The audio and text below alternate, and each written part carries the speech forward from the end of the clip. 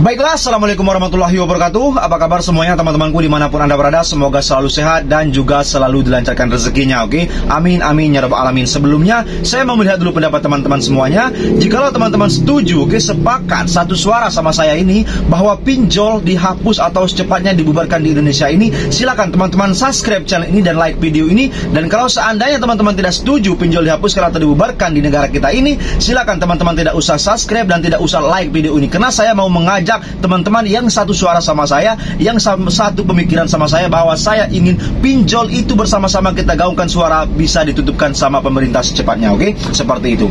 Oke, langsung kita ke pembahasan. Oke, barusan saya melihat video ataupun berita bahwasanya OJK akan memanggil semua pinjaman online, akan membahas tentang DC pinjol atau cara penagihan pinjaman online, oke? Semoga saja ini benar-benar terjadi dan mereka membahas tentang pinjaman online ini bermasalah dengan penagihan, oke? Tata cara penagihan DC pinjol. Nah, ini yang kita harapkan kepada OJK. Semoga saja OJK mendengar apa-apa keluhan daripada masyarakat, karena masalah penagihan inilah yang membuat orang banyak stres, orang banyak gila, orang banyak keluar dari rumah gara-gara DC pinjol. Mungkin teman-teman juga merasakan, oke, yang menonton video ini mungkin merasakan bagaimana kejamnya atau sadisnya intimidasi dari para DC pinjol, oke? Harapan kita bersama-sama tidak banyak sebenarnya, oke? OJK berikan saja regulasi terbaru tentang pinjaman online ini, bahwasanya mereka para pinjaman online atau pinjol tidak boleh lagi menurunkan DC lapangan. Itu yang paling kita harapkan, karena inilah yang membuat psikologis orang terganggu. Masyarakat nasabah pinjaman online yang paling ketakutan itu, yang paling banyak ditanyakan adalah cara-cara DC pinjol mengancam para nasabah. Inilah yang membuat orang bisa-bisa saja orang mengakhiri hidup melaksanakan pekerjaan-pekerjaan yang di luar batas gara-gara DC pinjol ini, oke? Nah, kalau masalah selik OJK ataupun by checking, saya rasa masyarakat semuanya sudah tidak peduli lagi, sudah bodoh amat. Ternyata yang paling ditakutkan sama masyarakat adalah para DC pinjol yang akan mendatangkan rumah mereka, oke? Kenapa? Karena semuanya itu akan mempermalukan para nasabah, oke? Pertama, orang akan malu sama tetangga kalau didatangkan sama DC pinjol. Habis itu malu sama keluarga. Mungkin kita malu dikatain sama orang bahwa kita punya pinjaman online ataupun hutang sama pinjaman online, tetapi tidak mau membayar pinjaman online.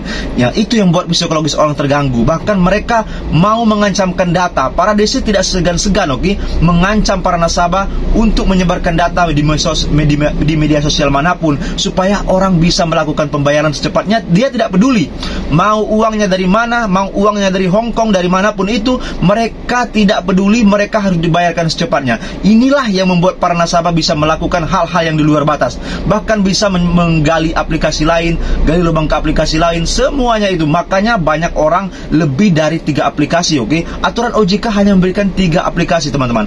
Ternyata saya tanyakan di beberapa teman yang sudah subscriber channel ini, mereka rata-rata bisa lebih dari 5 aplikasi, bahkan ada yang 10 aplikasi, teman-teman. Bahkan ada yang 15 aplikasi. Saya juga bingung, kok bisa, oke?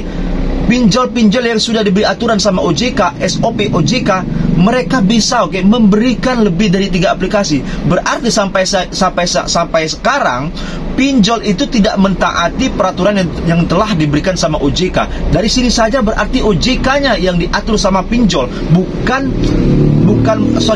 OJK yang diatur sama pinjol, oke? Bukan OJK yang memberikan aturan sama pinjol. Seperti itu, oke? Mereka diatur sama pinjol, oke? Bukan sebaliknya. Nah, inilah yang paling kita takutkan. Harapan kita bersama-sama kepada pihak pemerintah khususnya, oke? Beri ketegasan kepada pinjaman online ini. Kalau seandainya ingin masih beroperasi di Indonesia ini, semuanya tidak boleh memakai DC lapangan, karena itulah yang paling membuat orang-orang stres, yang paling membuat orang-orang gila gara-gara DC pinjaman online, oke?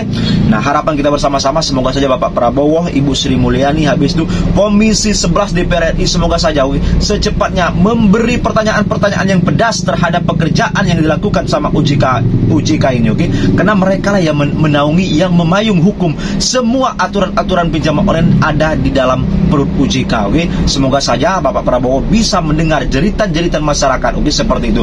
Kita tidak berharap banyak sebenarnya sama pemerintah. Tolong ditegur para OJK, tolong ditegur yang menaungi semua perpinjaman online ini. Semoga saja bisa sesuai dengan peraturan-peraturan yang sudah ditetapkan sama pihak otoritas jasa keuangan, oke? Nah, paling harapan kita bersama-sama semoga saja terrealisasi semua pinjaman online ini. Kalau sudah tidak benar, banyak mudaratnya secepatnya, semoga saja cepat dibubarkan sama pemerintah itu adalah harapan saya pribadi. Mungkin banyak teman-teman juga yang berharap seperti itu. Oke, kalau seandainya ada pengalaman buruk tentang pinjaman online, silakan teman-teman komentar saja di video ini, kita akan bahas ke depannya, saling menguatkan. Semoga saja pemerintah bisa menyelesaikan permasalahan pinjaman online ini. Itulah yang kita harapkan bersama-sama bersama kita. Saya pribadi juga berharap, ya Allah Tuhanku, semoga saja pinjol ini bisa secepatnya dibubarkan. Amin amin ya rabbal alamin. Ini saja, kalau seandainya bermanfaat video ini seperti ini, silakan share ke teman-teman yang lain. Semoga saja bisa ada manfaatnya juga untuk teman-teman yang lain. Ini saja, kurang lebihnya juga saya maaf. Wabillahi taufiq wal hidayah. Wassalamualaikum warahmatullahi wabarakatuh. Jangan pernah takut sama pinjol. Terima kasih.